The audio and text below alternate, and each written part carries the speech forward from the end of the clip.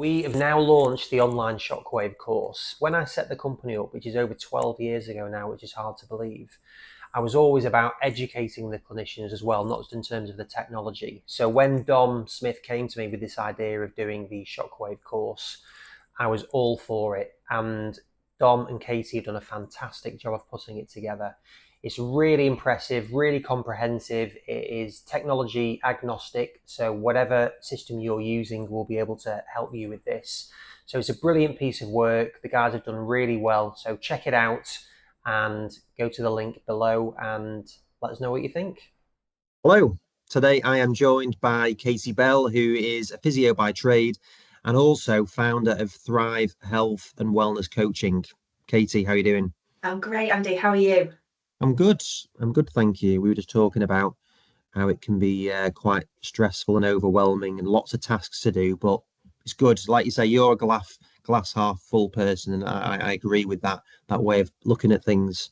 Yeah, absolutely. I mean, there's no other way to be, right? Because otherwise, kind of, what's the point? It's good. Like, I think we need to reframe how we perceive busyness, because I think there's a lot out there now that's like making us feel bad if we are busy and we're super successful and we don't have this ideal work-life balance, whatever that is to all these people. So I think we're almost feeling more pressure because for some of us who are busy and like to be busy and like to have a full life, it can sometimes make us think that, oh, maybe this is not what it's all about. Maybe I should be, able to spend more time lying on the sofa or whatever it is that I want to do. But actually, you've got to think about who you are and how you're wired.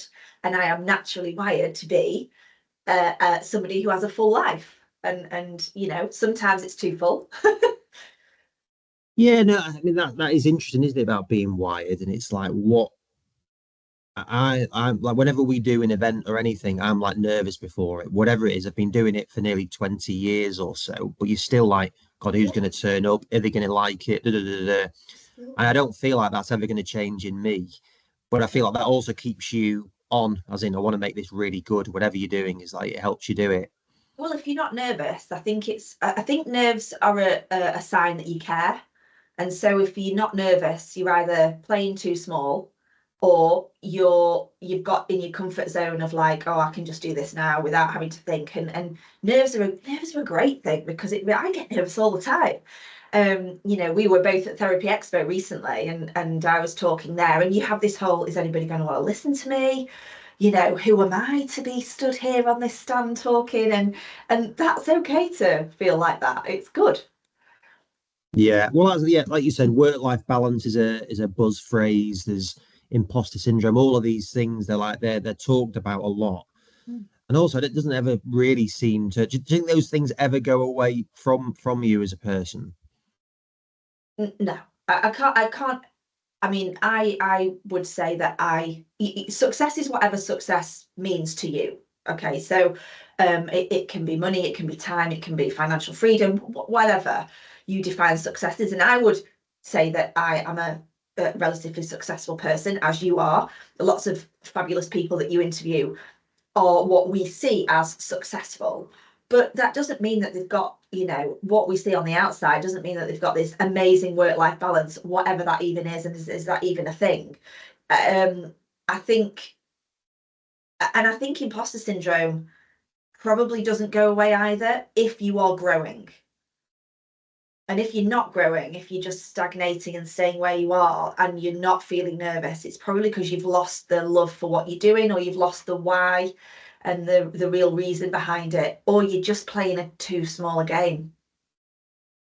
Yeah. Um, Yeah, that's an interesting perspective, isn't it, actually? Yeah, if you just you are happy with, and that's also fine. If and you're that's happy with okay. what you're doing, Absolutely. it's it, Absolutely. It's whatever all means to you. And if you've got a vision for bigger or greater or different things in your life and you've not got it yet, then you've got to grow into that, and you've got to take risks, you've got to make changes, you've got to hustle, you've got to be busy at certain points in your life. You don't have to be busy the whole time.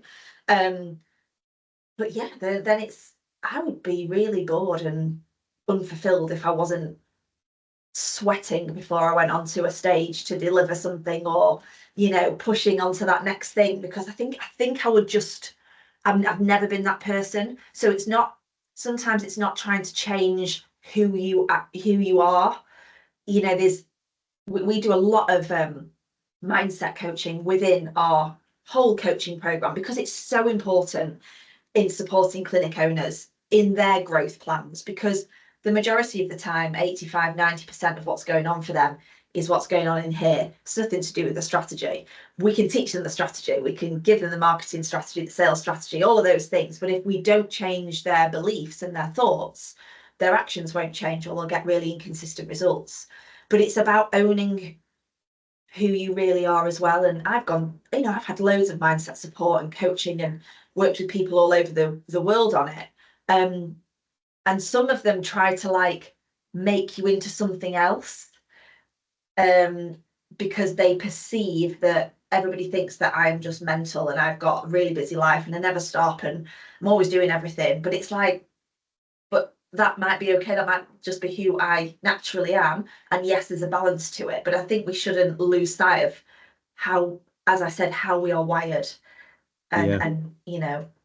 Yeah, no, it's like I enjoy doing personality tests, and we're recruiting at the moment, and we do ones. Which ones do you use? So when clients join the program, we do two really simple one really simple one. We do the I am a high, which is you get a colour, and that dictates how you communicate, how you operate on a day-to-day basis. It's quick, simple, 2 minutes, and it's free. We talk a lot in colours in Thrive. And then we do the Clifton Strength Finder, which is where you get your top 5 key strengths that you're hardwired to behave like, perform like. And that they put them in one of 4 categories, which is relationship building, influencing, executing, and strategic thinking. So we can quickly see, as the CEO, visionary, clinic owner, how they're naturally wired to perform, because sometimes we can be asking them to do things that it's never going to happen because they don't have any skills within that particular area, or any top, key skills in that area. And so we can see who they need in their team.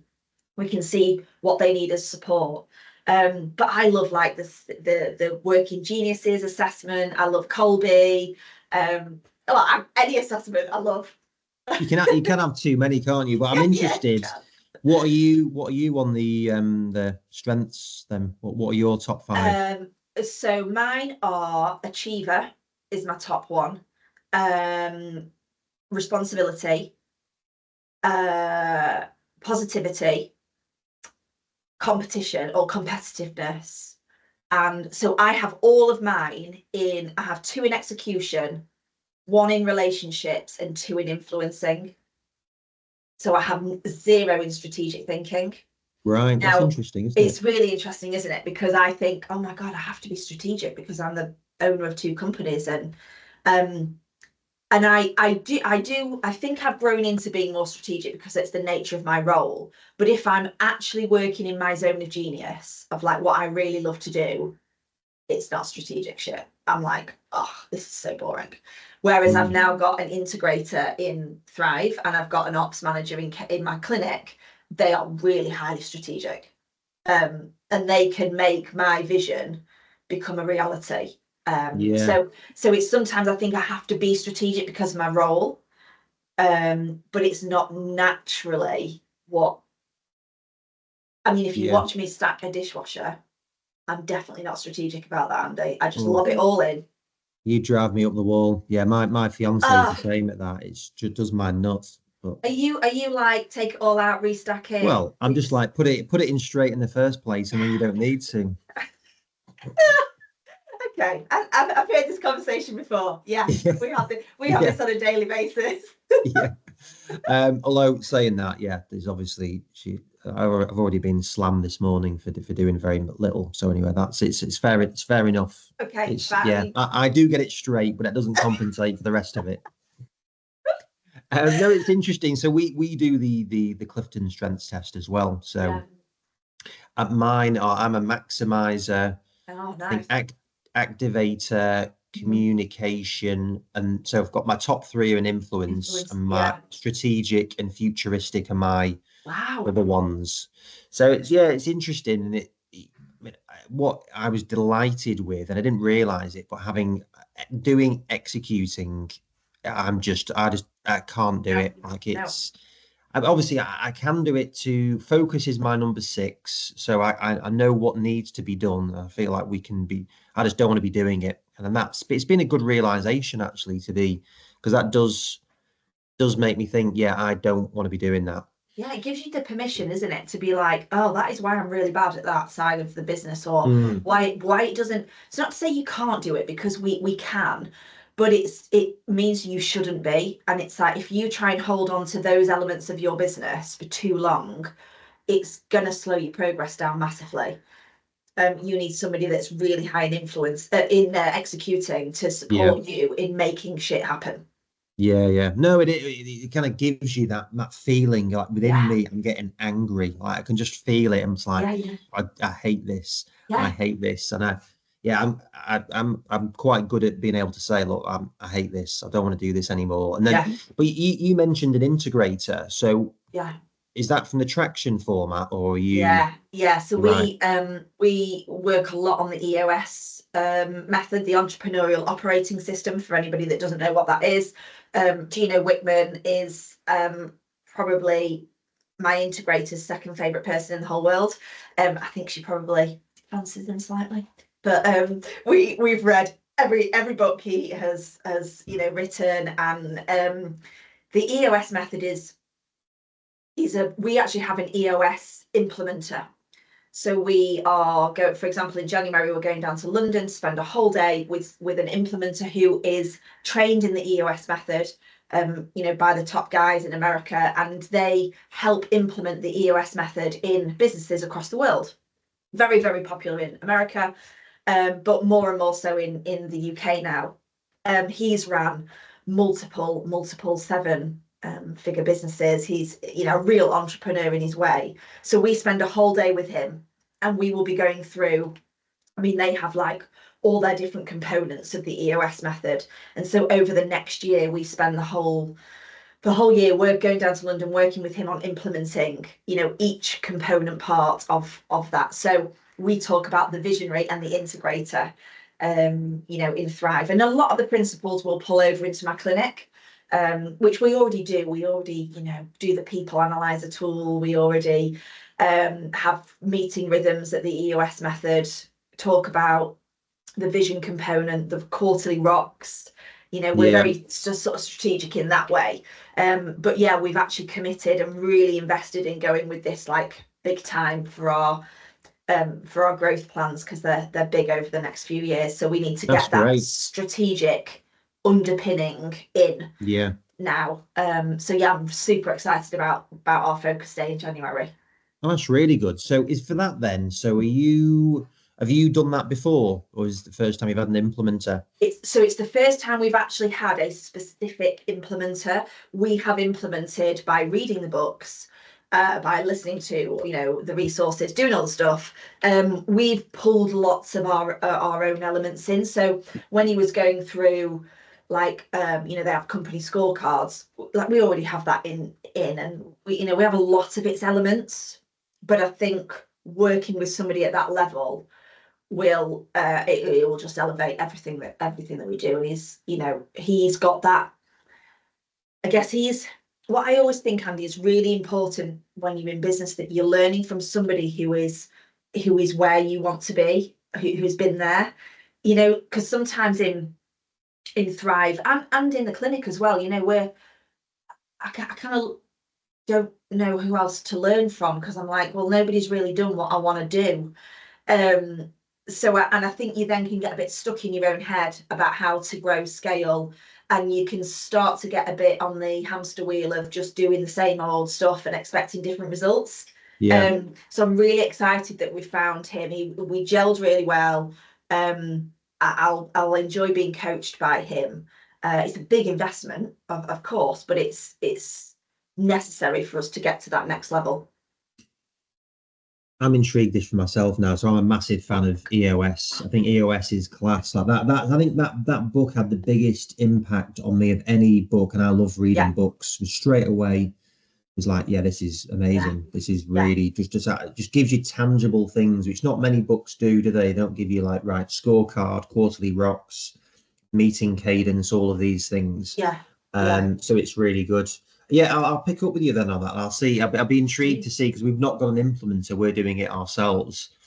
But Yeah, and we've done it for a I'd be open while. to it. Yeah, well, I'll let you know how it goes on the focus day. We're going down to London, and he has a space in Berkeley Square that we're going to meet in, and we've got a real kind of agenda. So the first, I think, 2 or 3 days that we get together are quite intense, quite big. They're all about the focus and the bigger picture, and really pulling together that clarity on the vision, the purpose, the values, which we've got, but it's about disseminating that information clearly down to everybody.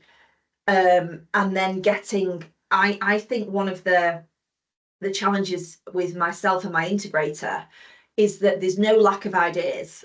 We have lots of ideas. But we sometimes, because my number one strength is achiever, I think everything can be done like yesterday. So I have, and also because I don't possess the strategic element as my natural wiring, I think, oh, I'll just do that, and I'll do that, and I'll do that, and then I look at my diary, and I've just come off the back of a 4-month stretch, and I think, how on earth have I done what I've just done? And people look at it and think, you're mad. You're absolutely mad to have done all that. Now I've done it, but it's to the detriment sometimes of your health and other things. So I think it's, and my integrator is all like, she's also got that achiever kind of skill. So it's like, we just think, oh, we'll just say yes to it. And so we need that person who's going to be able to say to us, what is going to move you towards your goal in the simple, quickest possible way? And what's all the other stuff that you think you should be doing that you don't actually need to be doing? Yeah. You know, so I'm really excited for him to work with us and hold us accountable, because I think everybody needs that accountability. And we've tried implementing it, Andy, and we do an all right job. Like, it's okay, but it's not Yeah. 100%. So that's why Oh we've no, gone it's with this it's guy. easy to let things drift, because like the quarterly rocks in theory should help you with that, but it doesn't always, does it? It's like they can drift, and it's like, well, okay, well, was that the right one? Was it a real rock? All those things. So yeah, no, I'm Yeah. sure it'll be really beneficial. How long did it Yeah. take you to find and bond and decide on this Not very person? long actually, which is again representation of my nature really. Just make decisions and go. But so what you have to do is you have to contact through the EOS method. You make contact with them, and they put you in touch with suitable integrators within the UK. And then you'd have, we had an initial meeting which was quite lengthy, where they want to find out quite a lot about your company, the size of it, the scale, the infrastructure. They then present to you, and then you go away to kind of figure out if that's going to be the right fit. So yeah, it was and when you watch, he presented to us, and he hates doing it on Zoom, and he was like, this is not my thing. I'd much rather be in London with you and face to face. But my integrator's in Essex, I'm in Sheffield, so it was easy for us to just make happen in a very busy period. But he did an amazing job, and it was so slick, Andy, and so and everything about the EOS method was there, and I thought, this is great. This is the clarity that people want in their business. Yeah. Oh, You know. brilliant. Now that I'm getting excited about that now. I'm like, God, yeah, I want to do that now. So it's that sounds really good. I'll let you know. I'll let you know how Yeah, it goes. please do. Please Yeah. do. Although in my mind, I'm already like, yeah, we need to do that. But yeah, I love that. I've probably got similar traits to you other than the dishwasher. So yeah, that's it. So like we've jumped into it there, and we'll definitely come back to the work that you're doing. But like for you, how are you from Sheffield originally? How did you end up there? Yeah, so no, I'm a Manchester girl, South Manchester girl, from Where? Stockport, and that's where I went to school, where all my family are, and I grew up there. I went from Stockport to Winslow for my sixth form, and then I went from Winslow to Sheffield, Hallam, to study to be a physio. So I joined Sheffield Hallam. I was there for 3 years, as you normally are. And then at the end of, I qualified in 2008. And it was right at the height of, obviously, financial crash and the job crisis in the NHS, where they'd gone through that phase of, do you remember they debanded all 7s to 6s and 6s to 5s, and all that went on. So there was no band 5 roles for all the new grads coming out of uni. And it was a really tricky time. So despite the NHS, providing the funding for your course, you actually knew that you weren't ultimately going to be able to go and get a job there. So we had to look, there was, what else do we do? And there was 2 roles. Sheffield Hallam created 2 roles, and they were for an undergraduate, for teaching in the undergraduate team. And your role was split into 3, and it was a third clinical. So you went out into the community and did some clinical work. You did a third teaching the anatomy and physiology to the first years, and then a third of it was course administration. So I became the exam officer, whatever you want to call me. But I organised all the exams and made sure everybody was where they needed to be at all these different times. And I got one of the 2 positions, and I absolutely loved it. It was amazing because I threw myself back into still staying in almost a student life, but I was getting paid, so I actually had some money, which was nice. And all my friends left, because that's what everybody does, isn't it? They finish uni, they get jobs places, and then they just go. So I was left in Sheffield on my own.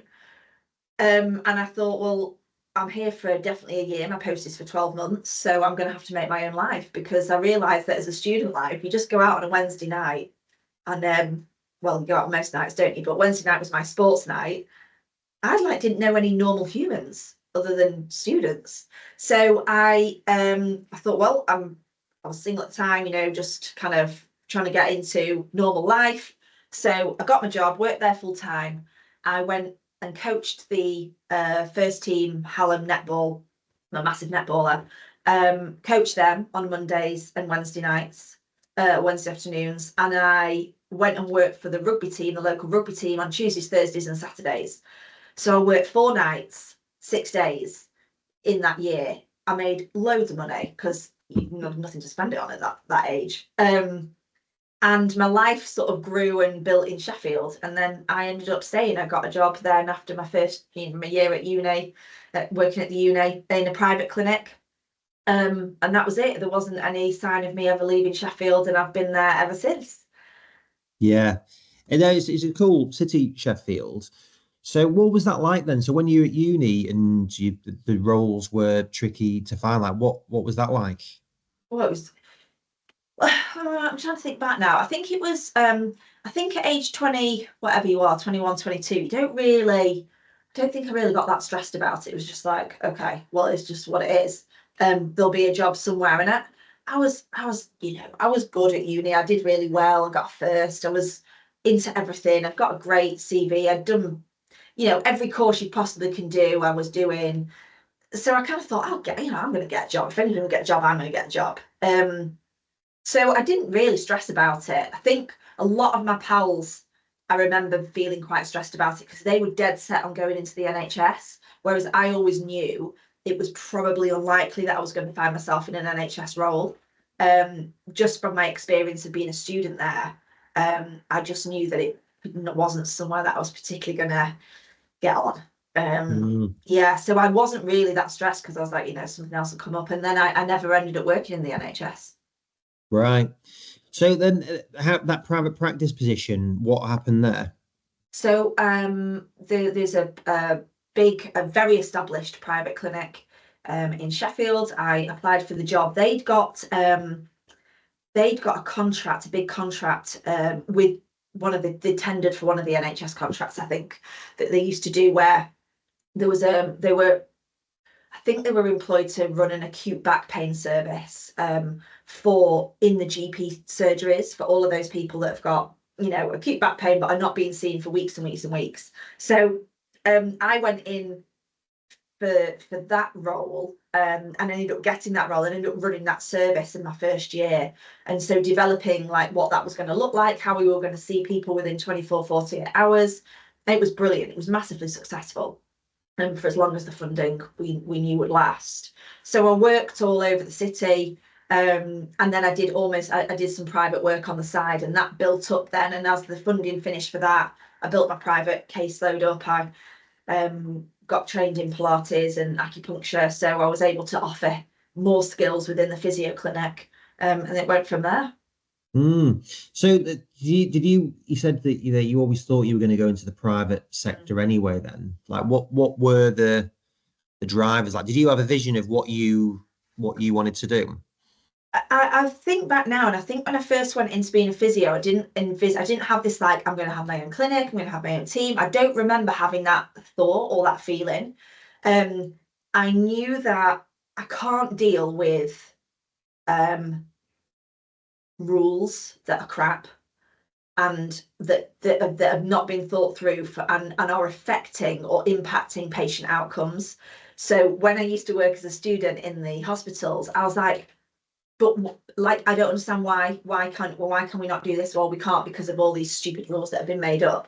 And so I just used to get really frustrated that this is just impacting our patients. We're too short-term thinking. There's no long-term thinking going on. There was too many layers of management. And I used to just look at it and think, this is just a nightmare, and I can't deal with these people. So and my dad has always been self-employed. My granddad was self-employed. So I came from a family that worked for themselves. So the thought of working for somebody else was a bit alien to me. I'd always worked from being young, made my own money. So it was, yeah, it was an odd thing. So when I went to work for the private clinic, I don't think at the time I thought I was going to do my own thing. I just got into it. I really sort of blossomed really as a private clinician, because I'm good with people and I care a lot, and I put them first, and I worked a lot of hours, and but I quickly reached what I knew would be my peak, just because of the way, that they were paying me. And I thought there's nothing else beyond this really, unless he moves out and I can take over or into some more management, which I couldn't really see happening at that time. I just kind of thought, I'm just a bit unfulfilled now. I'm just doing the same thing every day of the week. So what do you do? So I got an email. I was sat in the clinic. I got an email to invite me to a marketing seminar for health and wellness practice, or health and wellness fitness professionals or something like that. And this email came through, and I thought, oh, I'll go to that to learn some stuff about marketing for his clinic, and I'll come back with loads of ideas, because I was always wanting to develop stuff. And I went to the seminar, I sat in it, and they were doing this free seminar and then selling tickets to a 3-day event in Birmingham or something like that. And I thought, I'm going to go on this 3-day event. It sounds like I'm loving it. I love everything I'm being taught. So I paid 500 quid. It's like, right, I'm going to go. And it was in that seminar that I came away and I thought, why am I doing this for somebody else? Like, I'm massively motivated by this. I'm loving learning, like, the business side of stuff. And actually, lots of my patients still remind me of me saying to them, oh, I'm going to be doing like some stuff about learning how to, to run a business, and they remind me of these days. And so I went on this 3-day seminar. I came away, rang my husband, or don't know if it was, no, he wasn't my husband at the time, it was just my boyfriend. And I said, I'm going to start my own clinic. I'm going to leave my job. And he was like, right, I mean, when?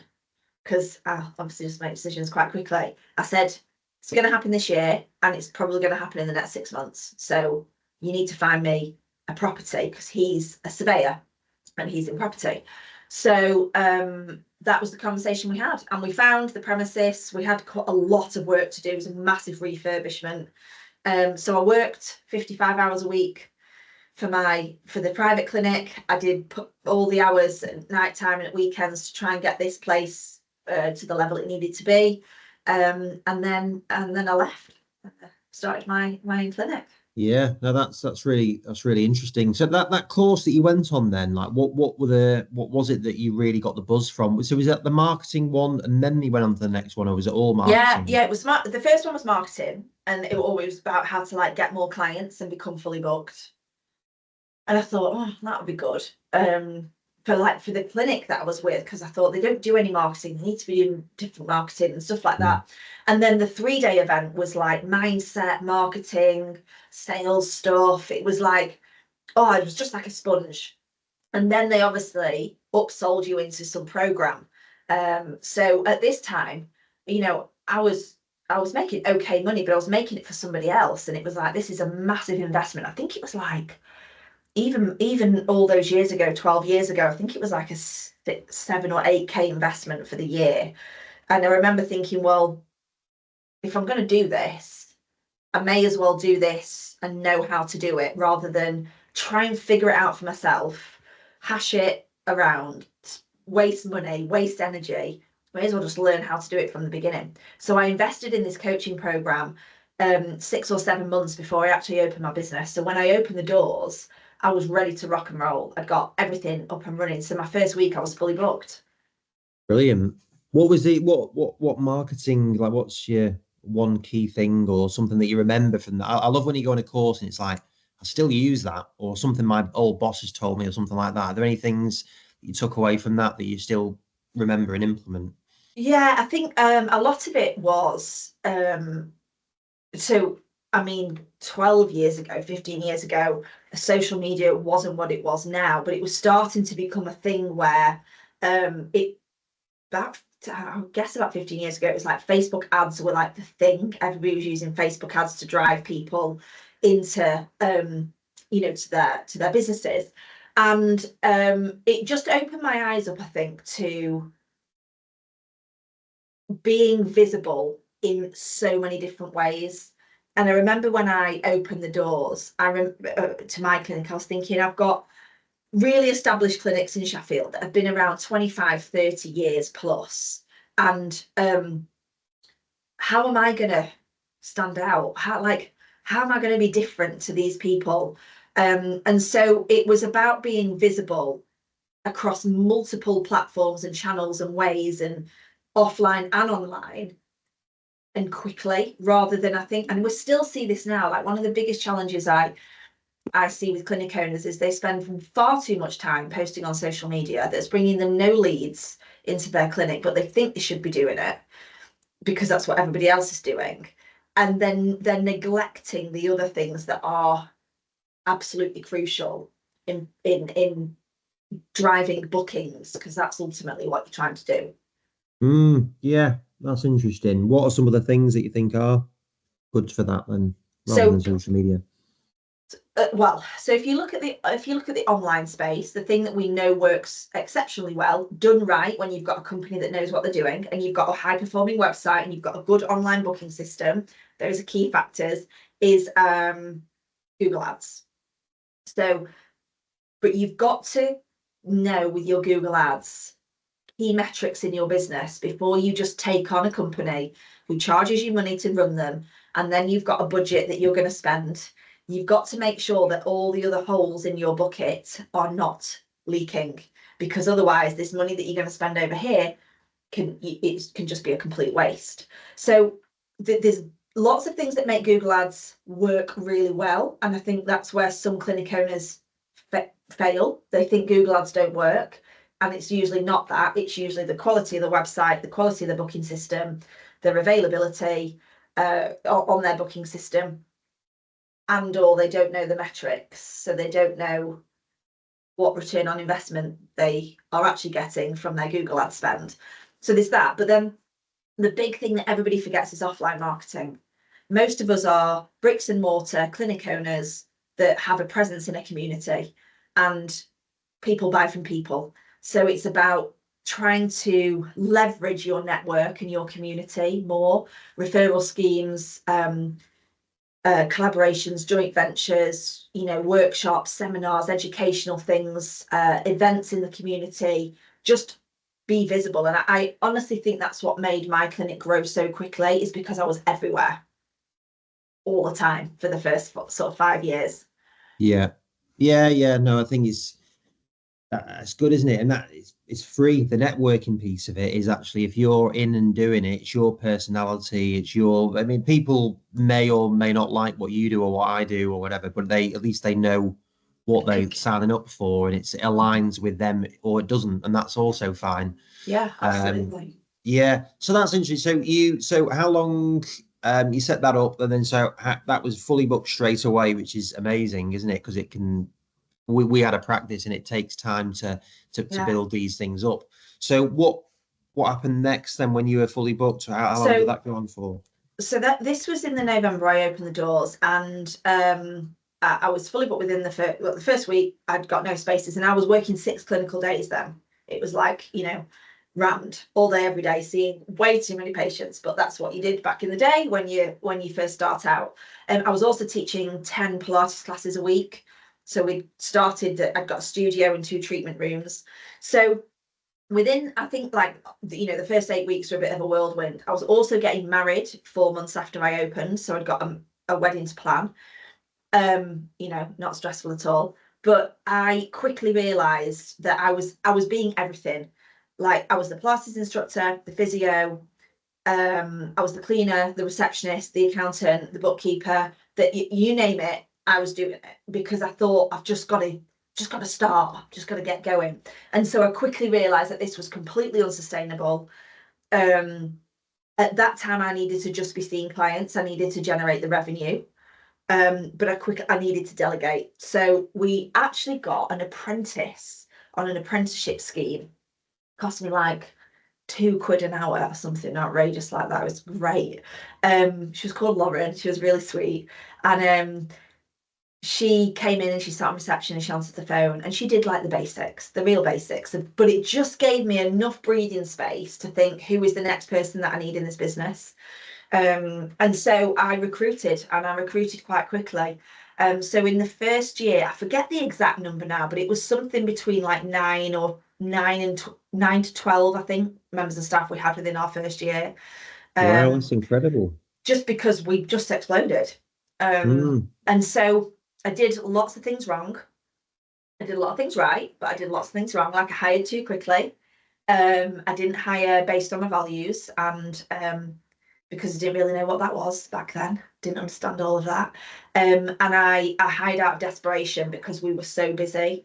I had growth plans. I had financial forecasting because I'd got this support early on, so I'd got an element of that, but I wasn't really reading the numbers in the way I needed to judge what I needed in the business as I moved forwards and up. I fighted too slowly. In those first few years, I tolerated a lot because I thought, oh God, I'm so busy, I can't even think about this. They'll be fine. I'll just keep nursing them along. I'll just tolerate this. So there was a lot of lessons to be learned in the first few years. But yeah, I hired quickly, and that's why we grew to the rate that we did. Yeah. Yeah, it's funny, isn't it? Just like people talk about values, and I was definitely skeptical of them, but really, it is so fundamental to everything that you're doing. And people are like, "Oh, yeah, that's just nonsense." Unless you're a massive organization, I think it is so crucial to have that, and keeps people motivated, on their toes, challenged, but also supported in the right way. Yeah, and I would even argue, Andy, that even if you're a massive organisation, it's even more important because people need clarity. Values are how you do your business. So your vision and your purpose is like why we do what we do, like why we're here, where we're going, what's it all about. But your values are how we show up. And so when you're very clear on your values, you hire based on those. Your people have to align with those values. Your business model has to align with them. A lot of our values in Thrive, like one of them is to be bold, and be the 5%, be responsible, be yourself always. So if I'm in my coaching, you know, situation, I have to be bold because that is what we own as a company. I'm not going to be a coach that doesn't say what needs to be said or just allows people to get away with stuff because I don't want to hurt the feelings. We do it with compassion, we do it with care, we do it with a lot of love, but we are going to be bold. We're always going to be ourselves. We don't try and pretend to be anybody that we're not. So I think the clearer you can get on this, and so many times in coaching, they'll come to me with staff challenge, a team problem that we're discussing. And my first question is, what's your values? And if they go, I don't really know, I say, well, then you need to get clear on that. Or if they say, oh, well, it's these, I say, how is this team member aligning with those values? And they're often not. And so I don't think you can necessarily teach values. I think values are a way of doing things. I think people grow into them. But if we hire based on them, we're going to get the right fit people in the right seats, as we know in the EOS method, right people, right seats on the bus going in the right direction. And Yeah. it's only when you've got that absolute clarity, does business then start to move. Yeah, no, I'm a big believer in it. Like we've been going 13 years and we're really only, I mean, I know things change, but our purpose and mission, we've just defined those now Nice. for where we want to be, our values, and we're going to present those to the guys on Monday. And it does really help with Huge. it's you don't want to ever say anything that's just some BS that is on a sheet, and it's just like every word you have to like go through and say, don't like that. That's a bit Yeah. too not quite what I want it to be. So Yeah. it does take time to get it right and get, obviously you want everyone on board with it as well. It's not just what you want or what I want in our companies.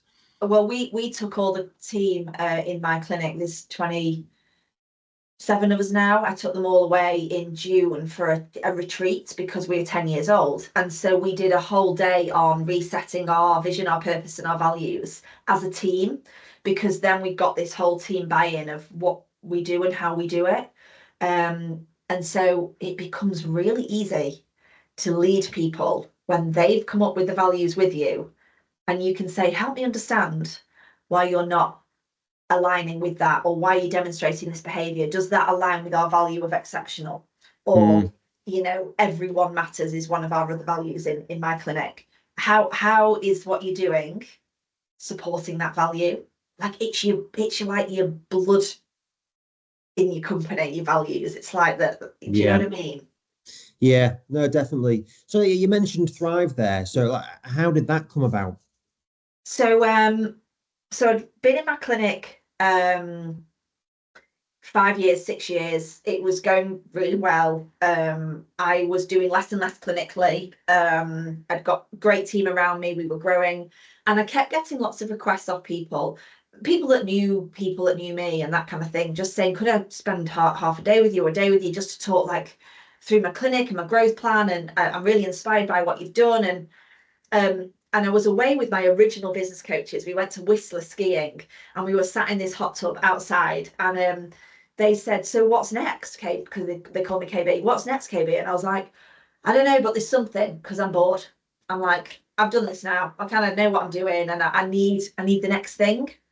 And they had recently started a program about creating an online program. It was the year of everybody moving online, just before COVID hit, and we were sort of everybody was making that move. And they said, well, you've obviously got a method behind what you do. I said, yeah, I do. And they said, well, why don't you just teach that?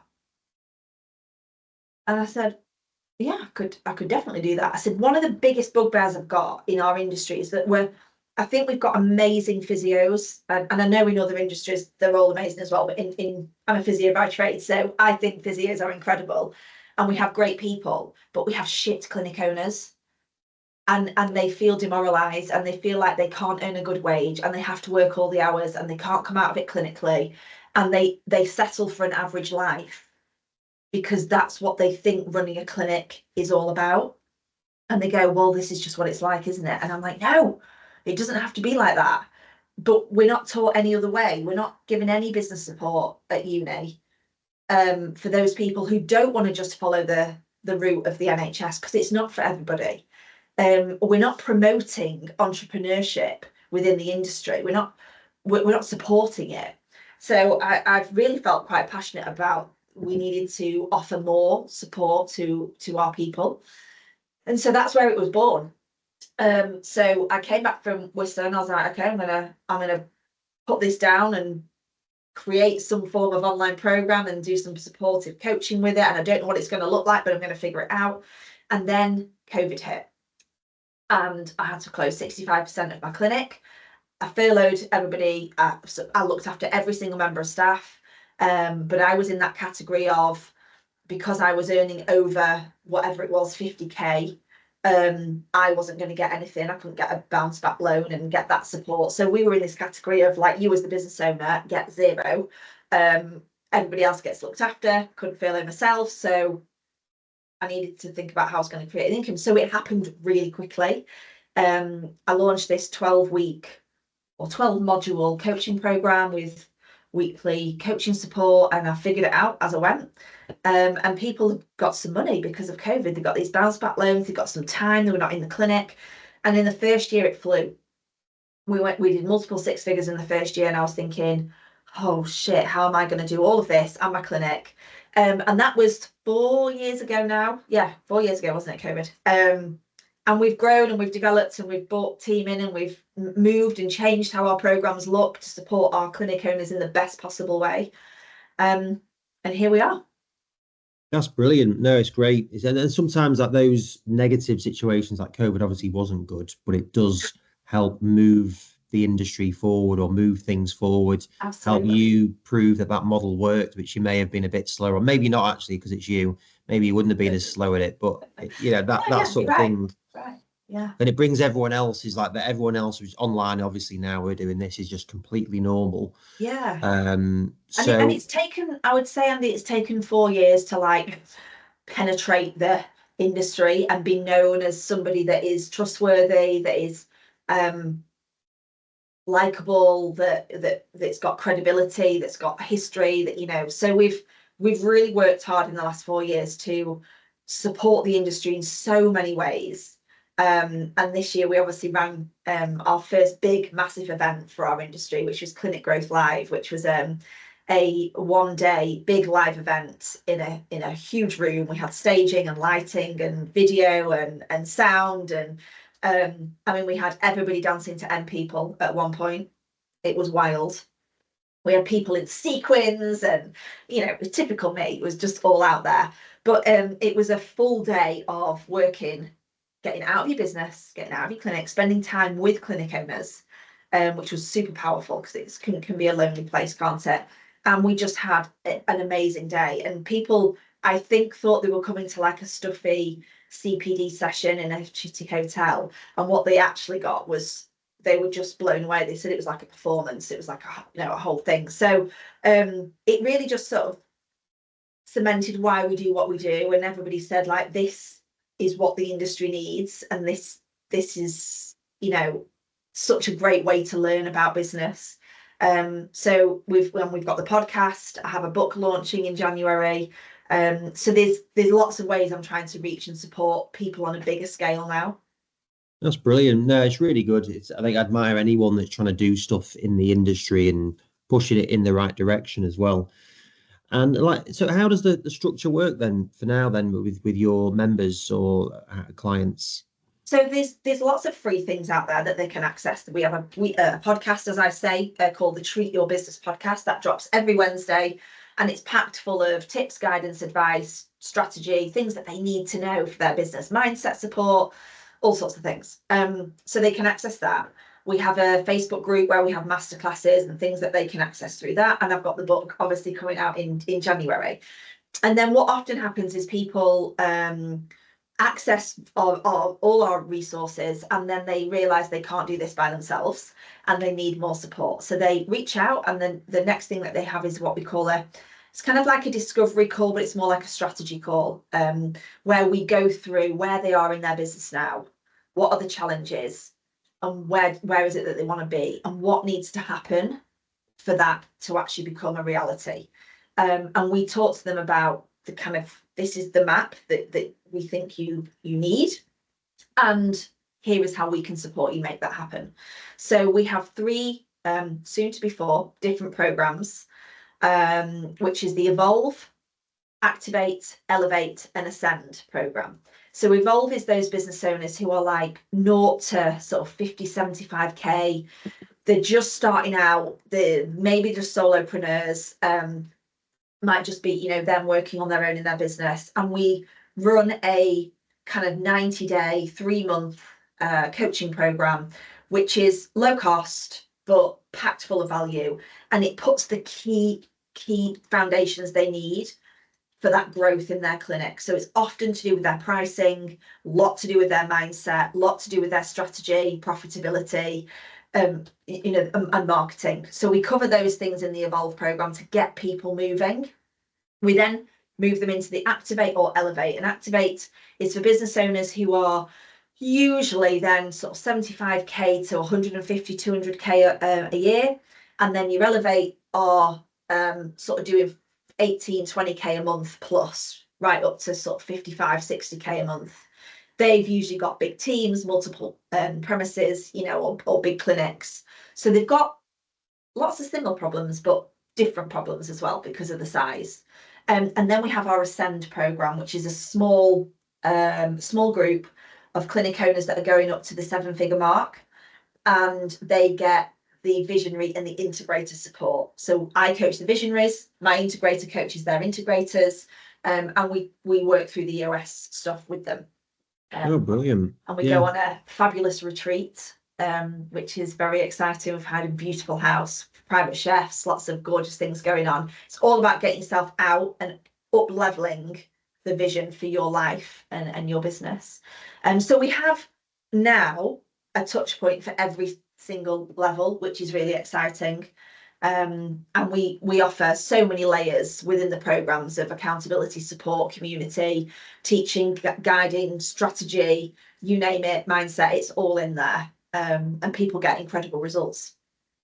That's brilliant. No, it sounds really good. Yeah, really comprehensive program. So that's I'll put a link in for all that stuff because it sounds really good. And I think it's really good. I'm in practices so regularly that it's helpful. It's definitely helpful for whatever level, no matter how experienced you are in whatever it is you're doing. Just having a community is really, really powerful. But how big do you see the potential being in the private space? Oh, it's huge. I mean, we've got more people now setting up clinics than there's ever been.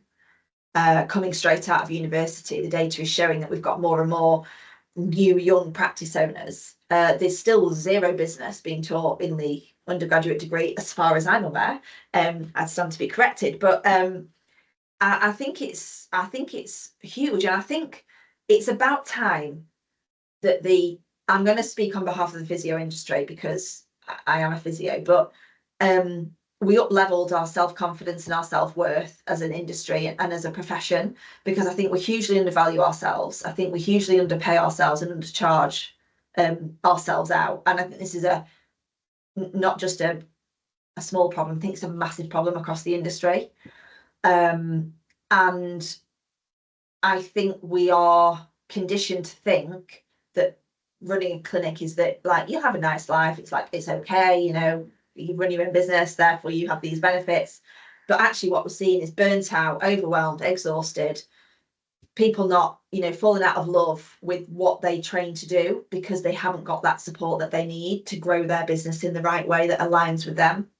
So I'm on a massive mission to change that. Yeah, no, it's great. I fully agree. I think it's crazy when you see some of the prices that are being charged by these people that have got master's degrees, PhDs, and they're charging 50 quid an hour or something. And it's like, it's got, the whole industry needs an uplift. And I fully align with that. And we're working to do it from our perspective on how we do it. So what would your advice be for people either starting out or currently in the industry? Oh, what would my advice be? Read my book, obviously, gotta say that. I would say that get really clear. There is, whenever I have the pleasure of talking to hundreds and hundreds of clinic owners, I would say there's probably been 5 in the whole time, in 5 years of me speaking to all of these clinic owners, that have ever really been able to tell me where they're going and why they're going there. Everybody I got on the call with is like, oh, well, just be nice if I got to this level, or be nice if I got a bit more take-home income. It'd be nice if I wasn't working this many hours or seeing this many patients, but there's no clarity on the direction of what they really want to achieve. There's not that clarity in the vision. So I think they just get on a hamster wheel and we just start this cycle, and it's carnage. We know it's carnage. We run clinics, it's mad unless you get really clear on what am I trying to achieve here. And for me, If it's not making you money, it doesn't happen. If you're not making profit, stop doing it. If it's not getting you the time back, find another way. So it's got to be about you putting yourself at the center of this business rather than you having a job, because many clinic owners just have jobs, and they're employed by their own business. And that it doesn't need to be that way. So I would say if you're starting out, get super clear on your growth plan and have that strategy, because you're going to get really busy really quickly and you'll be a busy fool potentially. And if you're already in practice, try and find some way of stepping off the treadmill or the hamster wheel and giving yourself that time to think about what it is you really want to achieve. And if you don't know how to make it happen, speak to somebody, get help, invest in yourself, because it's the best investment you'll ever make.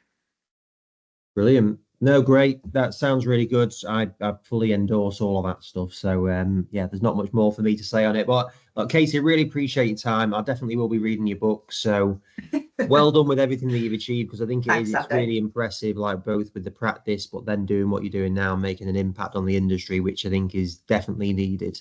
So yeah, so well done. Thank you. Thanks for having me. No problem. Thanks, Katie.